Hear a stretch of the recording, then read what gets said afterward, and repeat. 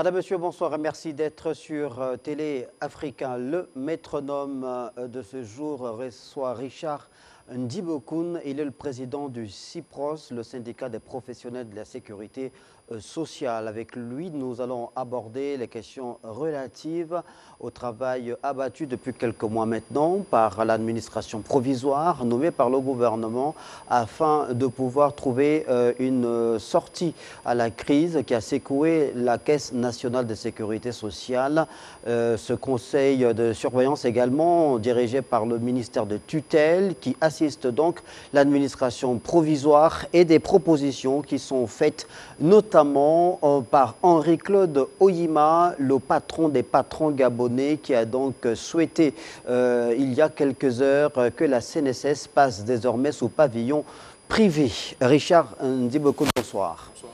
Merci d'avoir accepté une fois de plus l'invitation du métronome pour que nous fassions le point sur cette actualité relative donc à la vie de la Caisse nationale de sécurité sociale. Alors vous avez suivi, je l'imagine, avec beaucoup d'attention cette proposition, cette annonce qui a été faite par Henri-Claude Oyima, le nouveau patron de la fédération, désormais Fédération des entreprises gabonaises, puisque la CPG s'appelle désormais la Fédération des entreprises gabonaises, la FEG. Alors, Henri-Claude Oyima, dans sa vision, pense qu'il faut évidemment sauver le soldat CNSS, mais surtout qu'il faut que la CNSS passe sous pavillon privé. Quelle est la réaction du président du CIPROS que vous êtes? Merci. C'est toujours un plaisir de venir ici sur votre plateau, commenter, du moins apporter quelques éléments de réponse aux sollicitations. Donc, c'est vrai, nous avons les propos du président de la FEG nous avaient été apportés. Ce que nous notons d'abord, c'est la rigueur, le sérieux du président Henri-Claude Oyima dans ses prises de position. Simplement, à chaud, je vous dirais que il y a eu une surinterprétation des propos du président parce que nous attendons toujours, à mon humble avis, d'avoir des précisions. Parce que je suis totalement d'accord que la CNSS, comme lui-même il a évoqué lors de l'Assemblée générale, quand il tenait évidemment ces propos-là, ces propositions, il a reconnu qu'effectivement la CNSS va mal. Donc, depuis plusieurs années, nous le disons déjà, c'est maintenant qu'au regard de la situation financière, au regard de la crise qui arrive à son comble, on va dire que le système arrive à saturation. Ce n'est pas simplement la question de la bonne gouvernance qui est mise en cause ici, c'est la question du système lui-même qui est arrivé à saturation, avec évidemment la précipitation par la mauvaise gouvernance. Alors, je suis un peu... Je disais qu'il faut bien attendre que le président Henri-Claude Oyima lui-même précise sa pensée. Parce que j'ai eu des réactions au niveau du journal L'Union, où certains se sont empressés à lui attribuer une certaine analyse. Je dis ici que la Caisse nationale de sécurité sociale, c'est un organisme privé, c'est bien reconnu dans le texte. C'est un organisme privé qui gère un service public. C'est un organisme privé qui gère un service public. À cet effet, nous sommes soumis, nous les travailleurs de la Caisse nationale de sécurité sociale, au Code de sécurité sociale. Donc nous avons des contrats de travail. Ça, c'est les règles, ça, c'est on va dire des aspects qui démontrent effectivement que la Caisse, que nous sommes dans un régime privé. Donc, les travailleurs de la Caisse nationale de sécurité sociale sont soumis au Code du travail. Les salaires de la Caisse nationale de sécurité sociale, du moins des rapports qu'il y a entre l'employeur, qui est la Caisse nationale de sécurité sociale, ces rapports-là sont régis par la convention collective. Donc, nous sommes soumis à la convention collective. Ce sont les éléments qui relèvent effectivement d'une structure privée. Alors, il y a au rayon des interprétations dont vous faites allusion, certains qui ont estimé évidemment qu'Henri-Claude Oyima est en train d'ouvrir une porte ouverte et ils ont rappelé évidemment cette disposition contenue dans des recommandations de la CIPRES, qui est donc la conférence interafricaine de prévoyance sociale, qui rappelait déjà que la Caisse nationale de sécurité sociale de Gabon devait passer sous le pavillon privé. Dites-nous quel peut être l'avantage s'il fallait lire en respectant le texte tel qu'il a été élaboré, quel peut être l'avantage justement d'une CNSS placée sous pavillon privé? Je disais qu'en réalité, il faut relativiser les propos. C'est-à-dire qu'en réalité, nous sommes déjà dans un modèle de gestion privée. Un statut privé. En ce qui concerne les travailleurs, en ce qui concerne le rapport qu'on a avec l'employeur. Tout simplement, ce qu'il faut retenir ici, c'est que l'État, en tant que puissance publique, continue à s'ingérer dans la gestion quotidienne. C'est ça. Je pense que c'est ce que le président Oyima voulait démontrer ici. C'est-à-dire que l'État continue toujours à avoir un rôle hyper prépondérant dans la gestion quotidienne de la Caisse nationale de sécurité sociale. Et vous estimez que l'État, évidemment, la CNSS fait partie des fleurons de la politique sociale élaborée dans les années 70 par l'État, par le gouvernement, sous l'impulsion de feu président Omar Bongo Ondimba. Est-ce que vous pensez que c'est justement cette réalité qui fait en sorte que l'État ait du mal à pouvoir s'effacer au profit d'un privé? Ce qu'il faut dire d'abord, c'est que la CIPRES dont on fait référence, c'est le Gabon qui est signataire de cet traité. Et ce sont des textes supranationaux, encore que nous sommes là en termes de recommandations. Ça veut dire, les recommandations, ce n'est pas contraignant. Mais je suis totalement d'accord que la CNSS, dans l'esprit de la CIPRES, doit être fondamentalement gérée au quotidien par ceux qui contribuent naturellement. Donc, au sein du conseil d'administration, on retrouve effectivement le patronat, les travailleurs dans le cadre des confédérations syndicales des travailleurs et l'État. L'État en tant que puissance publique. L'État également fait partie du patronat, si on peut le dire ainsi, du fait qu'il y a l'État employeur. Voilà. Donc ce qui gêne ici, c'est que l'État continue, effectivement, l'une des raisons, c'est que l'État continue à nommer. À nommer, c'est ce qui gêne. Parce qu'en réalité, le directeur général de la CNSS, du moins dans les habitudes, est au-dessus pratiquement, dans les pratiques, au-dessus du conseil d'administration, du fait qu'il soit nommé par l'État. Et il n'a pas assez d'espace pour pouvoir faire valoir en fait son projet. Parce qu'il est soumis, sous le diktat de l'État, de ceux-là qui l'ont nommé. Effectivement, c'est ce condom-là qu'il faut rompre. Par contre, si on souhaite aller plus vite et très loin dans les interprétations qui sont en train d'être faites, en disant que ce que je ne pense pas, du moins je ne pense pas que ça soit la pensée même du président Oyima, de souhaiter que la CNSS soit strictement privée. Ça veut dire que l'État n'a plus le rôle à jouer concrètement. Et là, c'est extrêmement dangereux. Je rappelle quand même que la politique, la protection sociale dans un pays est du domaine de l'État, en tant que puissance publique.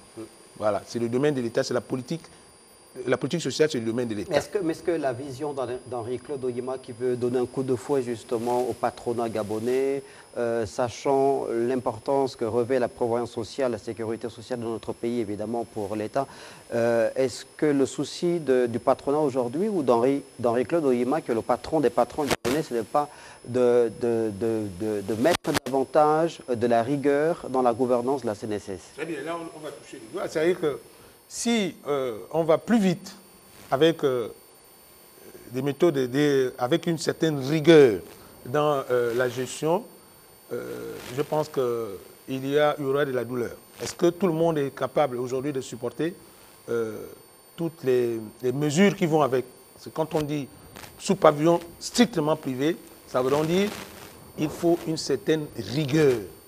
Il faut des mesures drastiques pour pouvoir ramener la CNSS sans compter le côté social. Est-ce que nous sommes prêts, les Gabonais, nous sommes prêts à supporter ces mesures-là? J'en veux pour preuve. L'exemple qu'on nous cite, c'est l'exemple ivoirien. C'est-à-dire que la Côte d'Ivoire aujourd'hui, effectivement, eux, ils étaient d'abord sous le statut d'administration publique. Ils ont reformé le système. Ils sont passés du statut d'administration publique au statut privé, que nous avons déjà depuis, simplement que dans les faits, dans la pratique, il y a un souci. Et donc, il faut aller plus loin dans ce système-là. Ils ont justement ils ont licencié, après l'audit, ils ont licencié 500 travailleurs de la CNPS. Vous imaginez? 500 travailleurs gabonais sur 2000 à peu près. Parce qu'eux aussi, ils avaient ce souci-là. Ils avaient 2000 travailleurs après l'audit de l'inspection générale de la France. Ils ont dû licencier 500 travailleurs. Il y a un audit qui a été commis par l'État et qui a été conduit par le cabinet Finactu. Parmi les recommandations de Finactu, je pense qu'il y avait également cette recommandation-là qui a été faite, c'est de pouvoir procéder malheureusement à ce licenciement-là, parce qu'il fallait dégraisser le mammouth, la CNSS. Mais ce que je veux démontrer, c'est est-ce que l'environnement gabonais est prêt? Est-ce que c'est une question d'environnement ou c'est une question de pouvoir s'adapter aux réalités du Gabon aujourd'hui, aux défis de l'heure, pour justement sauver la CNSS? Oui, on veut bien sauver la CNSS. Il y a une mesure qui a été prise par l'État. Il faut voir l'aspect social également. Parce que il faut voir que l'État est soucieux également la préservation des emplois. La préservation des emplois. Ce qui est très important d'ailleurs pour maintenir le climat social. Voilà. Donc moi je pense que licencier 500 Gabonais là, en 5 ans comme on l'a fait en Côte d'Ivoire, c'est douloureux et je ne sais pas qui va supporter les conséquences. Et déjà il faut dire que l'environnement économique est tellement compliqué aujourd'hui que la vie coûte très cher de licencier 500 Gabonais. Alors, ça, c'est la première chose. Parce qu'en réalité, ce que j'ai envie de dire ici, c'est que la bonne gouvernance, c'est pas, bon, je vais un peu choquer certains, c'est pas la priorité. Parce que la gouvernance, on l'améliore tous les jours. On l'améliore tous les jours. Est-ce que le fait que les entreprises soient à 100% privées, ça a empêché leur fermeture au Gabon? Il y a des entreprises qu'on a fermées. Mais restons sur le cas ivoirien pour que les téléspectateurs comprennent bien les mesures drastiques prises justement pour faire en sorte que l'entité en charge de la gestion de la sécurité sociale en Côte d'Ivoire puisse repartir de l'avant, au-delà, ou en plus du licenciement des employés, 500, vous avez dit, quelles sont les autres mesures qui ont été prises et qui avaient été jugées difficiles justement pour sortir cette entité de situation difficile dans laquelle elle était? Justement, si on continue dans l'exemple ivoirien, ce n'est pas de dire tout simplement que l'État ne doit plus nommer le directeur général, ce que je souhaite de tous mes voeux, c'est-à-dire que c'est le conseil d'administration qui doit jouer pleinement son rôle. Et l'État ivoirien, effectivement, l'État ivoirien l'avait compris, et c'était la première mesure, c'est-à-dire que l'État ne devait plus s'ingérer dans les affaires, dans la gestion quotidienne de la CNPS, c'est la Caisse nationale de prévoyance sociale de la Côte d'Ivoire. Il y a eu cette mesure-là, et effectivement, aujourd'hui en Côte d'Ivoire, c'est le conseil d'administration qui nomme le directeur général, et le directeur général, après avis du conseil d'administration, nomme les directeurs généraux adjoints et recrute le personnel. Deuxième mesure, parce qu'il faut, c'est un ensemble, pas seulement danser sur un pied, c'est sur deux pieds. Il y a les réformes paramétriques qui vont avec la gestion. C'est ce que j'ai envie de montrer ici. Il faut reformer, et il faut mettre les mécanismes de bonne gouvernance. Ensuite, ils ont décidé de passer du taux de cotisation du régime de pension de 8 à 14%. Vous voyez l'écart, c'est gros. De 8 à 14%, les employeurs ont supporté. Est-ce qu'au Gabon, aujourd'hui, les entreprises peuvent supporter l'augmentation du taux de cotisation des régimes de pension avec évidemment les travailleurs? Ça, c'était une autre mesure prise pour arriver aux résultats qu'on a aujourd'hui. Parce que dans les prévisions de la CNPS de la Côte d'Ivoire, 2030, ils seront à 2000 milliards de réserves. Donc, il y a cette mesure-là. Et puis, ils ont investi, ils ont pris des participations dans les différentes entreprises, dans des banques, à hauteur de 20%, et ainsi de suite. Donc, ce sont ces mesures drastiques-là qui ont été prises pour permettre qu'ils aient, enfin, du moins les chiffres qu'ils ont aujourd'hui. Ils sont passés de... Un modèle économique qui a été élaboré en tenant compte, évidemment, de l'environnement économique de la Côte d'Ivoire. Ça veut dire, évidemment, qu'au niveau du Gabon, la situation n'est pas forcément la même, mais on peut estimer que dans ce travail qui est en train d'être conduit en ce moment par l'administration provisoire, il y aura forcément des propositions qui seront faites et on pourra les croiser avec celles faites par la FEG, par la Fédération des entreprises gabonaises. Oui, c'est juste pour ça, il faut qu'il y ait un dialogue. Je pense que le président qui vient de prendre ses fonctions, qui vient d'être brillamment élu là, à la tête de la Fédération des entreprises gabonaises, je pense qu'il devrait travailler ensemble avec les nouvelles autorités de la Caisse nationale de sécurité, voire même l'État, le gouvernement, pour partager ces propositions-là. Parce qu'il y a une proposition que moi je continue, le CIPROS, du moins, continue à soutenir, c'est le fait d'avoir arrêté le recrutement. De façon mécanique, le nombre, les effectifs vont baisser.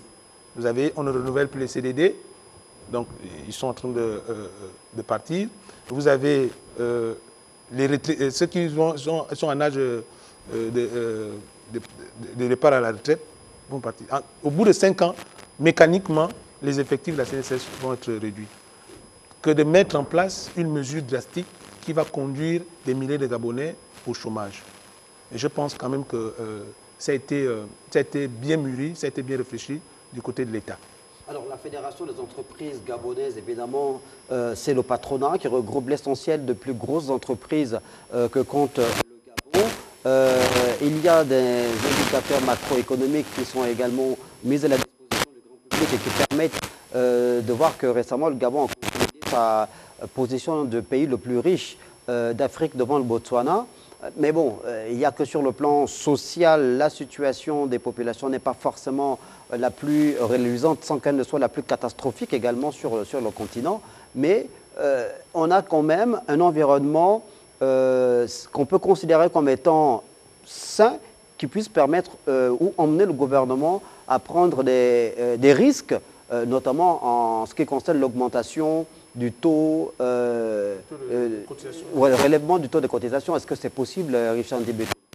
Oui, c'est possible. Moi, j'ai toujours pensé que l'État devrait jouer un rôle plus prépondérant, pas simplement dans la nomination, ça, ce n'est pas l'État qui devrait le faire, mais par contre dans la politique sociale de la nation, parce que c'est l'État qui est en ce moment dans son rôle. Je pense qu'il y a deux options. Où l'État, par exemple, décide pour rattraper les équilibres financiers, pour se projeter en 2030, il faut nécessairement que l'État trouve, normalement par le biais de l'impôt, pour combler le taux, du moins le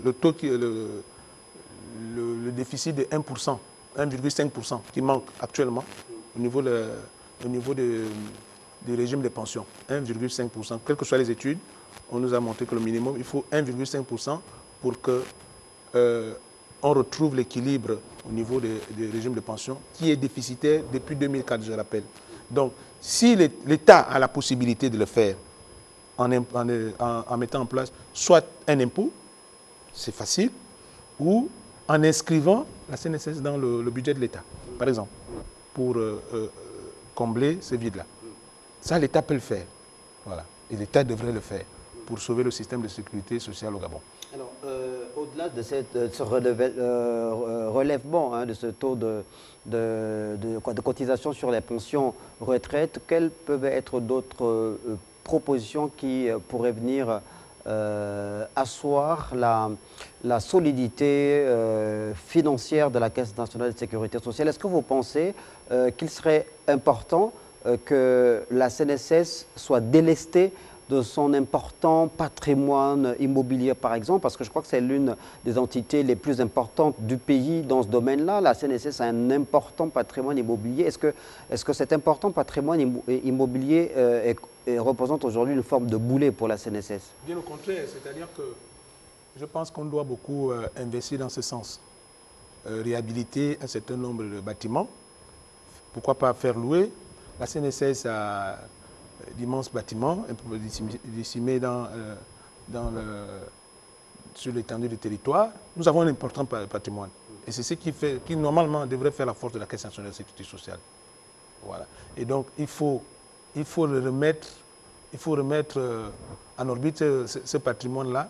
Sous quelle forme ce patrimoine que vous avez qui est reparti sur quasiment l'ensemble du territoire, est-ce que ça apporte du bénéfice à la CNSS ou plutôt ça représente des charges supplémentaires? Est-ce que ça produit, quel produit ça met en relief? Il y a des bâtiments qui doivent être mis en location. Il faut juste, comme je disais, en termes de réflexion, faire un certain nombre de travaux qui manquent sur un certain nombre de bâtiments. Et puis, ça devrait normalement contribuer en termes de ressources, ça devrait apporter un peu d'argent à la Caisse nationale de sécurité sociale. Voilà. Et par exemple, nous avons le projet de Colassi. Voilà, vous voyez, la CNSS a investi des milliards de francs pour construire des logements. Et ces logements ont été attribués, c'est grave, hein, extrêmement grave. Ces logements ont été attribués à des gens aujourd'hui qui ne payent même plus. Ça, il faut mettre l'accent là-dessus. C'était sur quel modèle location-vente ou c'était... C'était au début sur location-vente. Mais on ne sait pas sur quelle base, justement, le rôle du conseil d'administration, ici, enfin, du moins le directeur général de cette époque-là n'est pas passé par le conseil d'administration pour attribuer ce logement-là. Ça a été attribué à tout va, ces logements-là. Donc c'est l'argent des contribuables de la CNSS qui a été investi comme ça. Et ces gens-là, moi je pense qu'ils doivent payer, doivent continuer à payer parce qu'il y a beaucoup qui ne payent plus. On ne trouve même plus la trace de paiement de ces maisons-là. Donc ils doivent continuer à payer. On doit pouvoir mettre la main dessus, que de penser d'abord à mettre la main dessus les directeurs généraux qui sont accusés, mais justement, à tort ou à raison, des détournements. Je voulais à tort ou à raison, des détournements. Cette question-là, puisque de plus en plus de médias mettent en lumière cette actualité, notamment propre à la mairie de Libreville, dont on dit qu'il y aurait un trou de 400 millions de francs CFA et qui a été rendu possible par certains maires qui ont précédé Christiane Mbatuntum. On dit que du côté de la Caisse nationale de sécurité sociale, le déficit, le trou, la situation dans laquelle se retrouvait la CNSS il y a quelques mois encore serait la conséquence de la gestion calamiteuse de tous les directeurs généraux qui se sont succédés et qui ont précédé l'actuelle administration provisoire ou administrateur provisoire. Est-ce que vous êtes d'accord? En partie, oui. Je veux dire que je peux affirmer qu'effectivement, il y a eu une très très mauvaise gestion. C'est vrai, il y a eu des mauvaises gestions, il y a eu des mauvaises décisions, il y a eu des investissements inopportuns. Mais doivent-ils répondre leurs actes, les actes posés alors qu'ils étaient responsables de la CNSS, ses compatriotes? Est-ce que le fait d'avoir été débarqué de la Direction générale de la Caisse nationale de sécurité sociale signifie qu'ils sont à l'abri de poursuites judiciaires, qu'ils ne peuvent pas être convoqués pour rendre compte de leur gestion? Justement, c'est pourquoi je voudrais faire... il faut faire la part des choses. La situation de la Caisse nationale de sécurité sociale aujourd'hui recommande de mettre en place la réforme paramétrique. C'est d'abord la structure, il faut sauver la structure. Voilà, soyez plus clair quand vous parlez de réforme paramétrique pour permettre justement aux téléspectateurs de mieux saisir la pertinence de votre argumentaire. Ce que j'ai envie de dire, c'est que la question de la mauvaise gestion, la gouvernance c'est le deuxième point. Mais le premier point même qui est fondamental, c'est le déficit du régime des pensions. Ça, c'est depuis les années qu'on le signale déjà. Ce déficit a été creusé et rendu possible par quoi exactement? C'est parce que ça ne répondait plus aux normes. Il est à saturation, normalement. Vous voyez, quand on met en place des taux, on fixe les taux de cotisation, on regarde l'âge de départ à la retraite, ce sont les éléments qui permettent... Et le pouvoir d'achat. Voilà, ainsi de l'espérance de vie, et la richesse, tout ça. Ça permet de faire une prévision. Si nous sommes en 2000, on dit d'ici 2030, au regard de la situation économique, un certain nombre de paramètres, et ça nous permet de nous projeter en 2030 si on met le taux de, par exemple, le taux de cotisation à tel ou tel pourcentage. Voilà. Donc ce sont les éléments qui sont appréciés et puis qui permettent de maintenir le système. Mais est-ce que vous pensez qu'aujourd'hui, est-ce qu'il y a une dérégulation du marché, de l'environnement économique qui puisse faire en sorte qu'on ne puisse pas adapter justement ces réformes-là à notre environnement économique?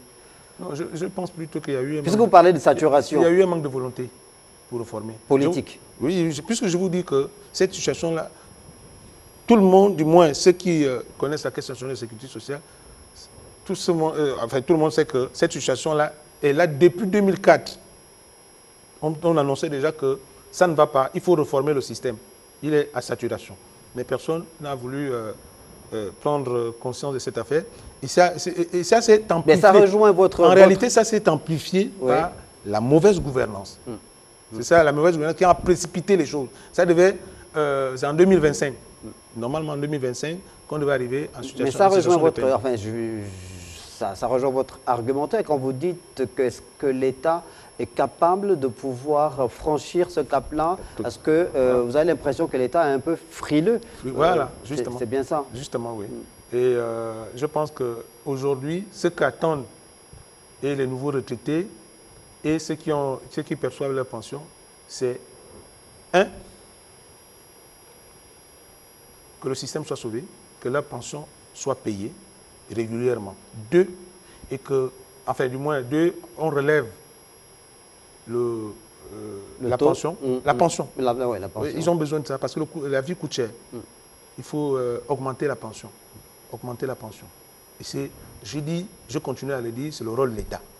Parce que la CNSS, à elle seule, des cotisations des salariés, des employeurs ne peut pas suffire. Il faut que l'État prenne ses responsabilités, mais que l'État s'ingère de moins en moins dans la gestion quotidienne. Mais Richard Ndibekoun, en tant que président du CIPROS, le syndicat des professionnels de la sécurité sociale, vous estimez qu'il serait dangereux que l'État aille jusqu'au licenciement des employés de la Caisse nationale de sécurité sociale, mais l'audit de Finacture recommande également qu'il y ait une contraction des salaires.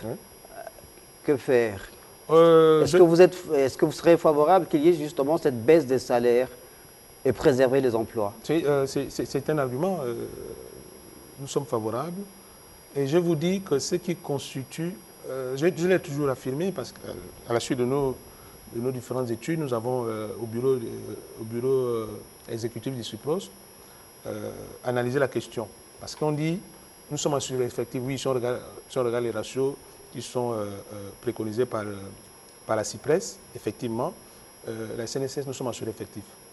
Est-ce que la question du sureffectif est liée à la masse salariale? Mais le point que vous soulevez, il est très important. Est-ce que le constat qui a également fait au Gabon, c'est que les organismes ou les entités publiques, malheureusement la CDCS, la mairie de Libreville, je reviens sur la mairie et bien d'autres, finalement sont des entités plus ou moins politiques, c'est-à-dire que l'État ou les politiques se servent de ça pour faire employer, je ne sais pas moi, des personnels qui parfois n'ont même pas le profil adapté. Et ça, l'audit de Finactu l'a également relevé, c'est-à-dire voilà, en termes de profil. Mais j'ai envie de dire, le mal est fait. Le mal est fait, comment on fait? On les licencie. Je ne sais pas si ce n'est pas la bonne solution. Moi, je pense que le format qui a été proposé par l'administration provisoire, de ne plus embaucher, gel des embauches. Ça permet non seulement le gel des embauches, accouplé à ça le non-renouvellement des CDD. Mais la qualification, des emplois à qualification. Ben, ça, c'est le rôle de l'employeur. C'est l'emploi de l'employeur, le rôle de la Caisse nationale de sécurité sociale. Comme on parle de l'exemple de la Côte d'Ivoire. La Côte d'Ivoire a des écoles, la Côte d'Ivoire forme. Oui, mais ceux qui sont déjà employés et qui n'ont pas le directeur général. Ceux qui sont actuellement déjà employés mais qui n'ont pas de qualification requise, qu'est-ce qu'on fait d'eux? On les forme. Ah. Nous avons, il y a la possibilité de les former. Il y avait la possibilité de les former. La Côte d'Ivoire n'avait pas d'école avant. Mais la Côte d'Ivoire a quand même licencié 500 employés. Ils ont licencié 500 employés, il faut regarder... Vous n'êtes pas favorable, vous voulez pas... Il faut regarder l'environnement sociologique et puis politique. Est-ce que nous sommes prêts? Oui, mais on est prêt, mais on ne fait pas d'omelette sans casser les œufs aussi. Je veux bien, mais il y a une autre manière de le faire, moins douloureux. Ça peut être moins douloureux. Ce serait quoi, la baisse des salaires, c'est ça? On peut revoir, on peut voir par exemple les primes autour. Je disais sur la question de la masse salariale, que ce qui aggrave la masse salariale à la CNSS, ce n'est pas le nombre. Ce n'est pas le nombre. C'est les privilèges qui sont octroyés à une catégorie de personnes. Ils ne sont pas nombreux. C'est ça, c'est ce qu'il faut d'abord... la direction générale, soyez plus direct. Oui, je vais vous prendre un exemple. Tous les agents de la Caisse nationale de sécurité sociale sont régis par la convention collective qui a été négociée. Et dans la convention collective, vous retrouvez la grille salariale. Mais comment se fait-il qu'une catégorie de personnes n'y figure pas? Et qu'on crée à côté, comment ils appellent ça, le hors convention. Donc ça veut dire... Qui bénéficie que la direction générale, c'est ça?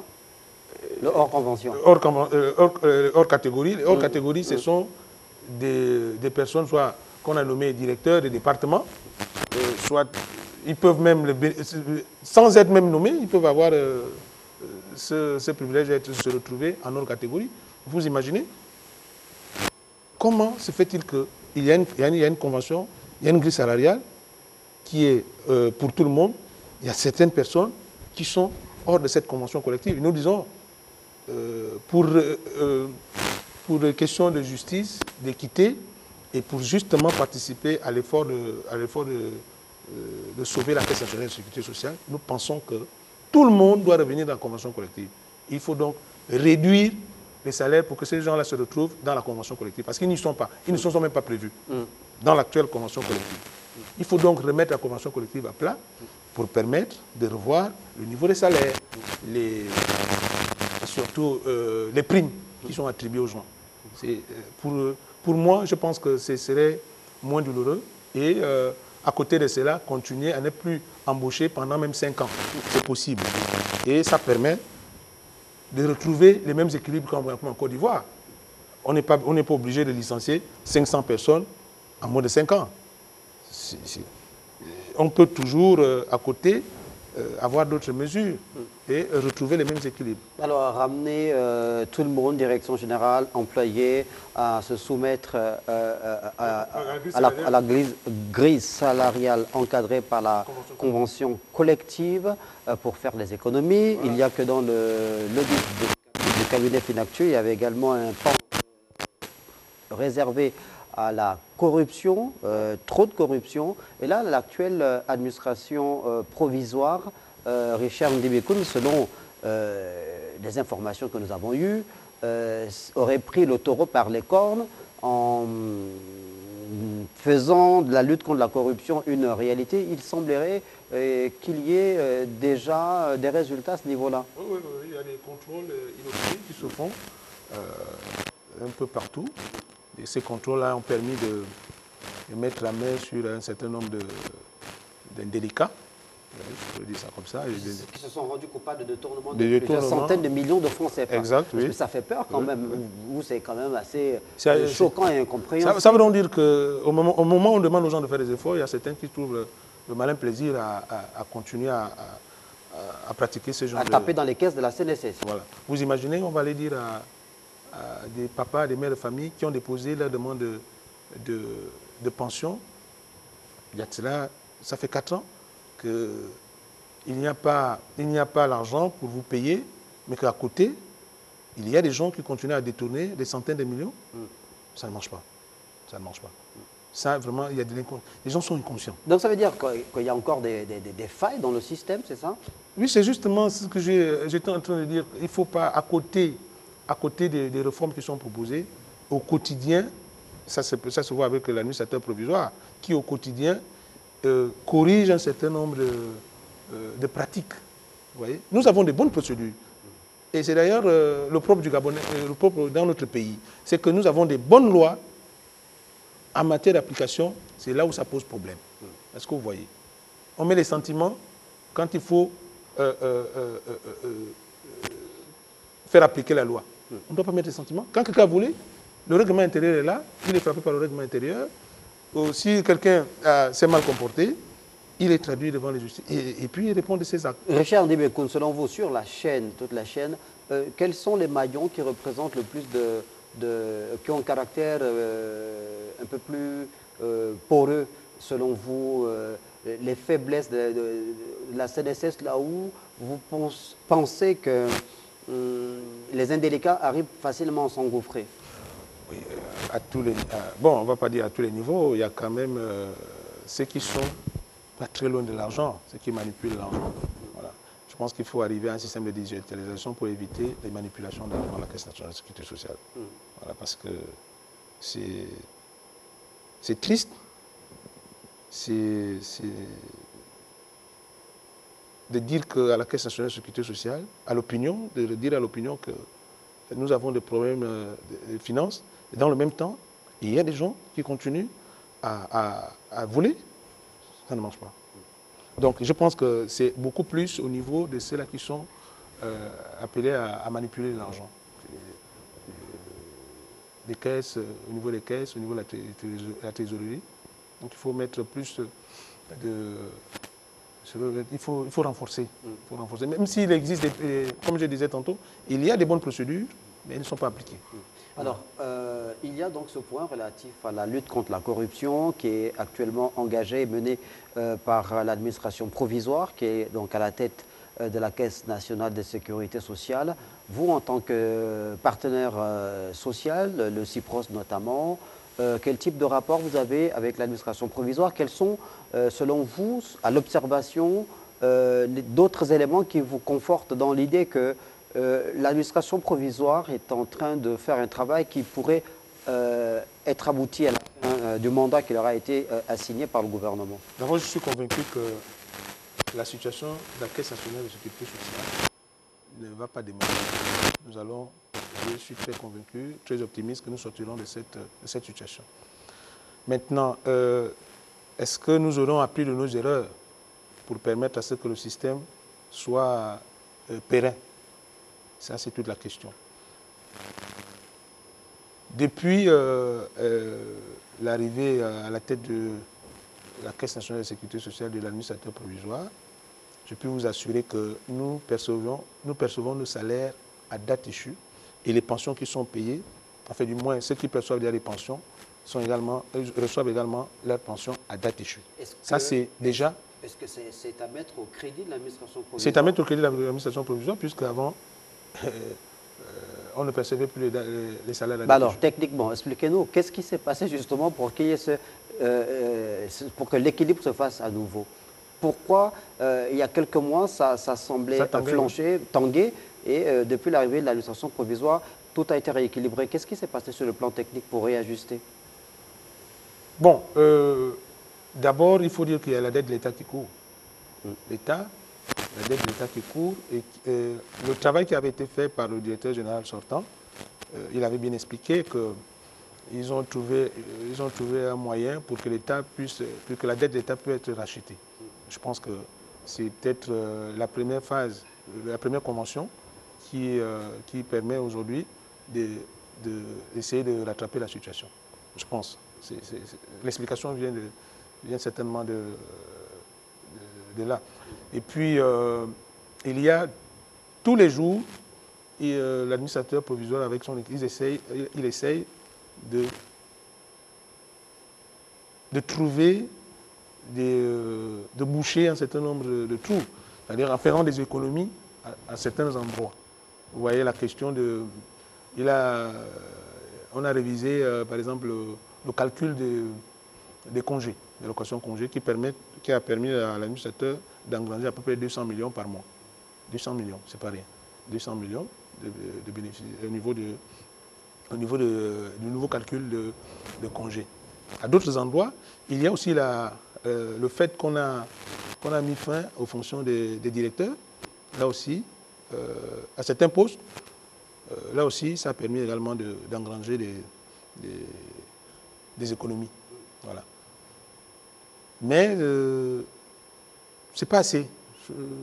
Je crois que le comité de surveillance doit pouvoir rendre la tâche facile à l'administrateur provisoire. Parce qu'en réalité, le statut dont évoque le président Oyima, c'est pour répondre à deux principales préoccupations, et à la rapidité et la fluidité dans la gestion quotidienne. Un directeur général ou un administrateur doit pouvoir lui-même, par son programme, il a certainement une vision qu'il a pour faire des économies, pour arriver à un équilibre financier. Il a un projet. Comment à chaque fois il faudrait toujours passer par le biais du comité de surveillance? Je pense qu'il faut limiter le pouvoir du comité de surveillance pour permettre à l'administrateur de pouvoir agir très rapidement pour que d'ici quelques temps, nous commençons à bénéficier des fruits des réformes. Vous voyez que depuis là, on n'est pas encore en plein dedans. Il nous reste quoi, 8 mois. Donc, il va falloir très rapidement donner tous les pouvoirs nécessaires à l'administrateur provisoire pour aller un peu plus vite dans le cadre de la réforme. Richard Ndibekoune, est-ce que vous pensez que l'élément lié à l'âge de la retraite, du départ à la retraite, parce que c'est disputé notamment par les partenaires sociaux, par le ministère de la fonction publique ou le ministère du Travail, est-ce que vous pensez que c'est un élément qui peut avoir une répercussion sur le modèle ou au niveau des réformes de la CNSP? Tout à fait. Oui, il faut agir. Ça, c'est même une question fondamentale. Il faut agir sur l'âge de la retraite. On doit pouvoir acter de passer de 55 à 60 ans. Parce qu'aujourd'hui, ce n'est pas toujours... c'est en mode quoi, option. Alors, expliquez-nous, vous êtes un professionnel du domaine de la sécurité sociale. En quoi est-ce qu'un passage de 55 à 60 ans serait important? Oui, parce que l'espérance de vie a augmenté au niveau du Gabon. Quand l'espérance de vie augmente, les retraités vivent de plus en plus longtemps. Et travaillent longtemps. Non, et cotisent longtemps. Non, c'est-à-dire que si vous allez à la retraite à 55 ans et que vous avez une espérance de vie de 30-40 ans, est-ce que le système va supporter? Je ne pense pas. Voilà, c'est ça en fait. Il va falloir augmenter et que les gens travaillent un peu plus longtemps pour permettre à ce qu'on continue pour que le système soit toujours pérenne. Voilà. Il faut agir donc sur l'âge du départ à la retraite. Voilà. Alors, je pense que 60 ans, c'est mieux, c'est bon. Alors, ce travail qui a été sollicité, souhaité par le gouvernement à travers l'audit réalisé par le cabinet Finactu, est-ce qu'il a été finalement, on a jeté le bébé avec l'eau du bain, ou aujourd'hui l'administration provisoire s'approprie également ces propositions importantes qui ont été faites par... Déjà, les comités qui ont été mis en place, ces comités font des propositions et s'appuient également sur les études actuelles menées par Finactu et des propositions. Je pense que les comités essayent de trouver le juste milieu entre les propositions faites par Finactu et ce que le comité lui-même en a fait. Donc on trouve le juste milieu pour pouvoir tirer quelque chose de performant. Voilà. Donc on se sert effectivement des résultats, du moins des analyses et des propositions qui ont été faites par Finactu. Aujourd'hui, l'avenir de la Caisse nationale de sécurité sociale ne s'inscrit plus en pointillé. C'est tout le souhait. C'est-à-dire qu'il faut que maintenant, au lieu que les débats portent sur la gestion, qui on peut nommer, est-ce qu'on doit nommer, non, c'est plus ça la question aujourd'hui. Parce que, je vous dis, les retraités attendent. Il y a une dame qui m'a saisi lorsque je suis passé récemment à votre émission. Elle m'a envoyé un courrier. Elle pensait que je peux agir dans le processus de paiement. Vous voyez? Elle est là, ça fait depuis plus de 4 ans qu'elle a déposé le dossier. Elle n'a pas encore reçu le paiement. Est-ce qu'on doit être là en train d'épiloguer? Il ne faut pas que l'État s'ingère, il faut ceci, il faut cela. Ça, c'est les questions. Les effectifs aujourd'hui, justement, de cette catégorie de retraités qui sont en attente de percevoir leur pension retraite, ça représente combien de milliers de personnes? Ils sont, je pense qu'ils sont quand même à plus de 1000 personnes. Hein. Ils représentent beaucoup. C'est 500, vous voyez, 500 par mois. Donc, c'est fait le calcul depuis plus de 4 ans. 500 par mois qui vont à la retraite au Gabon. Qui déposent chaque jour leur demande de pension. Ils sont nombreux. Et je pense que là, ils sont en attente de la solution. Là, il faut leur trouver une solution maintenant pour leur pension. Il faut payer leur pension, c'est ce qu'ils attendent. Et ensuite, la priorité des priorités aujourd'hui, c'est de trouver les 1,5% pour pouvoir ramener à l'équilibre le régime de pension. C'est ce qui pose problème à la Caisse nationale de sécurité sociale. Est-ce que l'administration provisoire aujourd'hui a également évidemment la responsabilité de la gestion de ce type de cas-là, sachant qu'elle doit réfléchir sur les mécanismes qui doivent faire en sorte que la CNSS arrive à pouvoir être une entité viable? Ouais. J'ai envie de dire qu'il est là pour ça. Il faut qu'il se batte. Je pense que ceux qui l'ont nommé savent qu'ils se sont appuyés sur ses compétences, ils savent qu'il a des compétences pour ça. Donc il doit se battre pour trouver des solutions. Et je pense que nous sommes là pour l'accompagner, pour qu'il puisse trouver la solution à ces pères et mères de famille qui sont toujours en attente de leur premier paiement de pension.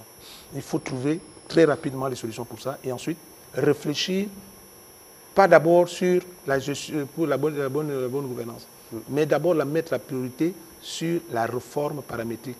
Comment est-ce qu'on peut faire pour trouver les 1,5% qui manquent pour trouver l'équilibre et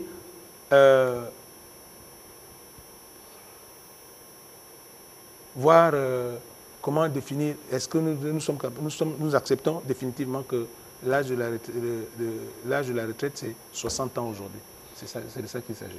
Richard Ndibekoun, alors, on a beaucoup parlé, évidemment, ces derniers mois de la situation peu envieuse de la Caisse nationale de sécurité sociale, souvent en pointant un doigt accusateur sur le gouvernement, mais on sait évidemment que le gouvernement a pu mettre en relief un système de prévoyance sociale important depuis les années 70 et qui a bénéficié à des milliers de Gabonais à travers les différents filets sociaux, évidemment à travers cette politique sociale qui continue à bénéficier à des milliers de Gabonais, notamment les Gabonais économiquement faibles, les allocations familiales, il y a les pensions retraite qui sont payées, il y a évidemment la Caisse nationale, la CNAMGS aussi, la Caisse nationale de garantie sociale. Aussi, tous ces éléments-là, aujourd'hui, qui représentent une politique sociale gabonaise importante ou attrayante, Est-ce que vous pensez qu'il faut la réformer, l'adapter à notre environnement? Il y a certains éléments qui existent sous d'autres cieux, notamment dans des pays développés comme la France, dont on dit en Europe que la France a l'un des systèmes sociaux les plus importants, évidemment dans la prise en charge des personnes dites vulnérables. Est-ce que le Gabon pourrait ou devrait-il rougir de sa politique sociale? Non, bien au contraire. Je pense qu'il faut dire que nous avons choisi un bon modèle de société et nous devons le préserver. J'ai toujours pour l'habitude de dire que c'est à travers la Caisse nationale de sécurité sociale qu'on retient, moi que je retiendrai, nous avons eu un président au nom du feu président Omar Bongo Ndimba. C'est le dernier fleuron de la politique sociale du Gabon. Il faut le préserver. Il faut le préserver, mais continuellement, il faut l'améliorer. Nous ne devons pas nous réjouir de notre système. Il faut l'améliorer. La crise que nous connaissons aujourd'hui, il y a des pays qui l'ont connue avec un accent particulier. Je prends l'exemple de la Côte d'Ivoire, qui a été en situation de cessation de paiement. Le Congo également. Donc, nous ne devons pas nous réjouir. Aujourd'hui, on continue quand même, malgré tout, à payer des pensions, mais ce n'est pas suffisant. Il faut qu'au regard de notre rang en Afrique, le Gabon a assez de ressources pour permettre à ce que la sécurité sociale au Gabon continue à être préservée, qu'on garantisse les retraités leurs pensions et éventuellement l'augmentation de leurs pensions. Nous avons les moyens pour le faire. Il suffit suffisamment d'avoir la volonté. Et je voulais également dire que ce qui nous manque, c'est souvent le courage. Vous voyez, on traîne là depuis pour des textes, pour faire valider les textes à l'Assemblée nationale. C'est leur rôle, ils doivent le faire rapidement. Quand on a validé les textes, il faut les appliquer. Il ne faut pas avoir peur, on traîne avec des textes depuis des années, des mois, pour pouvoir pouvoir réformer. Non, il faut le faire très rapidement. Il faut le faire très rapidement. Et comme disait le président Oyima, si nous sommes, comme je le constate, nous sommes dans un régime privé, dans un statut privé, donc il faut appliquer les règles du privé. Les pratiques anciennes, il faut les abandonner. Si c'est le conseil d'administration qui gère la CNSS, comme prévu par les textes, il faudrait que l'État accepte, l'État en tant que puissance publique accepte de se retirer. Donc d'avoir simplement le rôle de régulateur, comme il le joue d'ailleurs à travers le traité qui a été signé dans le cadre de la CIPRES. Donc l'État doit pouvoir laisser le conseil d'administration jouer pleinement son rôle. Et c'est pendant cette période d'administration provisoire qu'on doit mettre l'accent sur le rôle du conseil d'administration. Parce que le conseil d'administration n'est pas prêt à disparaître. On doit remettre en place, à la fin, je pense qu'à la fin de l'administration provisoire, il va falloir remettre en place le conseil d'administration et un directeur général. Et que le directeur général, effectivement, soit nommé comme c'est prévu lorsqu'on est dans un régime, dans un statut privé, que le directeur général soit nommé par le conseil d'administration. Et que le conseil d'administration joue pleinement son rôle comme le prévoient les textes. Voilà ce qu'il faut dire. Voilà. Et que si on va adapter nos textes au texte supranational, qu'on le fasse. Qu'on le fasse, mais qu'on ne prenne pas un bout d'un exemple. Enfin, quand on vient l'appliquer, on l'applique très mal. Il faut qu'on prenne l'exemple en entier. Voilà, j'ai envie de dire que la CIPRES préconise qu'il y ait un directeur financier. Mais dans les textes que nous utilisons actuellement, il n'y a pas ça. Ce n'est pas prévu, un directeur financier comptable.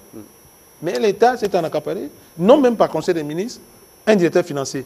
Dans les textes, ça n'existe pas. Vous avez dit qu'il reste 8 mois à l'administration provisoire, justement, pour pondre cette espèce de rapport qui sera soumis et qui devrait normalement contenir les principales réformes qui feront en sorte que la Caisse nationale de sécurité sociale, à nouveau, soit une entité viable. Merci Richard Ndibekoun d'être passé d'être passé. Oui, rapidement, 30 secondes. Oui, je voulais également dire qu'en Côte d'Ivoire, oui, il y a le régime de RTMI qui est déjà mis en place. Ouais. Nous avons commencé à réfléchir ensemble.